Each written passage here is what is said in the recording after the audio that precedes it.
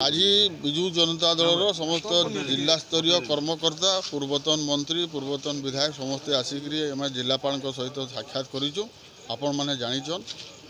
आसंता नवेम्बर मसरे जेन धान प्रक्रुरमेंट हवा चलित धान जेन चाष बर्तमान होचे से प्रक्रुरमेंट रे वर्तमान पंजीकरण सिस्टम राज्य सरकार आरंभ करिछन एवं नूतन भाव रे एथर गोटे से जिनस जोड़ा होचे जेनटा वंशावली चाष कार्य जे करुचे तार वंशावली के नहींकरी रिपोर्ट प्रदान करबे। भाग चाषी माने प्रत्यक्ष भाव में आसिक आई स्कैन करावे एवं गतकाली माननीय मंत्री जेन आलू मंत्री अच्छा से गोटे वक्तव्य रखले जे ई केवाईसी जोड़ा जा जिते प्रकार से भितर माने कन्फ्यूजन सृष्टि कले न चाषी भाई माने विभिन्न RI office tehsil office collector office दौड़ी दौड़ी माने नियांत हो गले न कि जानी नहीं पार्बार कि केन प्रक्रिया से पंजीकरणटा हवा बोल आमे दाबी करवा के आईलु माननीय आज जिलापाल को गोटे दाबीपत्र आम देचु माननीय मुख्यमंत्री उद्देश्य ये चाषी पंजीकरण व्यवस्था के सरलीकरण करा जाऊ जे प्रकृति में चाष करुँची से तार सठिक भाव में तदंत करी से चाषी के केन्द्र सठिक तार एमएसपी पाइबा प्लस जेन राज्य सरकार बोनस प्रदान कर से बोनस सठिक भाव में पाइपर से लगी आज आम डिस्कसन कलु कि दुखर कथा आज जिलापाल गोटे कथा ये जगह गोटे कहले जे विभिन्न समय जेन अभियोग होचे फर्जरी कार्ड एंट्री होचे एवं सेटा के सरलीकरण करवाली करा बोल मु तो आज डिमांड कर जिलापाल को भी जदि फर्जरी होचे तो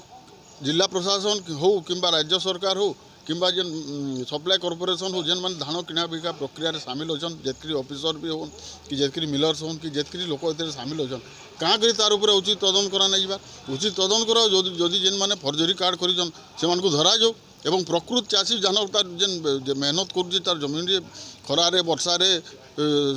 मेहनत करी धान उत्पादन करुचे से प्रकृत धान जे चाष करुचे ताके सठिक भाव में दिजाऊ। आम दुईटा दाबी आज निश्चित भाव में रहा गोटे है धान किना बिका प्रक्रियार जेन विभिन्न प्रकार कन्फ्यूजन सृष्टि कराऊँच ई केवाईसी वंशावली लागू कार्यक्रम ई कार्यक्रम जेतकरी कराऊँच सरलीकरण कराऊ और द्वितीय जदि ओडिशा जिलापाल भावुचन एवं राज्य सरकार भावुचन फर्जरी कार्ड माध्यम रे धान किना बिका विगत दिन बोल तार उचित तदंत कर दोषी विरुद्ध दृढ़ कार्यानुष्ठान बरगढ़ जिले में आमर आसंता खरीफ ऋतुर प्रोक्योरमेंट ऑलरेडी रजिस्ट्रेशन प्रक्रिया चाषी मानक आरंभ हो जाथर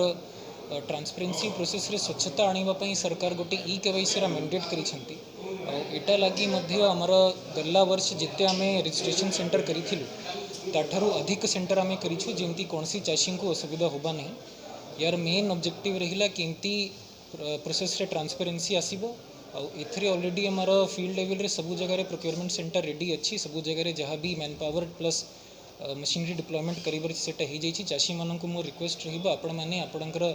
निकटस्थ रजिस्ट्रेशन सेंटर रे जाइकिना रजिस्ट्रेशन करंतु एवं आमे माध्य आपण मानको सपोर्ट करू।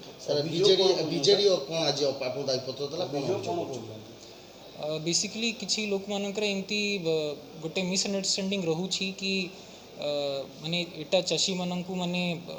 रजिस्ट्रेशन प्रोसेस को टिके माने कठिन कराई सेटा एक्चुअली सत नुह रजिस्ट्रेशन प्रोसेस रे आमे जो ई केवाईसी जोड़ीछु ऑलरेडी चाषी माने तांकर धान बिक्री कला बेड़े वेंडर रिसिप्ट कटिबा टाइम रे से माने ऑलरेडी तांकर आईरे स्कैन करंती आ केमती रजिस्ट्रेशन टाइम रे मध्य आमे स्वच्छता आनी परिबा ट्रांसपेरेन्सी आनी परिबा गुड़ाए टाइम रे अनेक जिला रे एवं बरगढ़ जिला रे मध्य गुड़ाए अंचल चाषी माने डिस्प्यूट करंती रजिस्ट्रेशन को नहीं कि तो सही प्रोसेस रे केमती स्वच्छता आसी परिबा एवं जेन्युइन चाषी रजिस्टर हेबे एवं तांकर अकाउंट को ही सरकार जो 800 टंका एडिशनल क्विंटल पिछा पैसा अच्छी सेटा मध्य पहुँची पारिबा सही प्रोसेस रे ट्रांसपेरेन्सी आनिबा पई एटा प्रोसेस कराई एवं याको में भल भाव से मध्य फील्ड रे इंप्लीमेंट करी।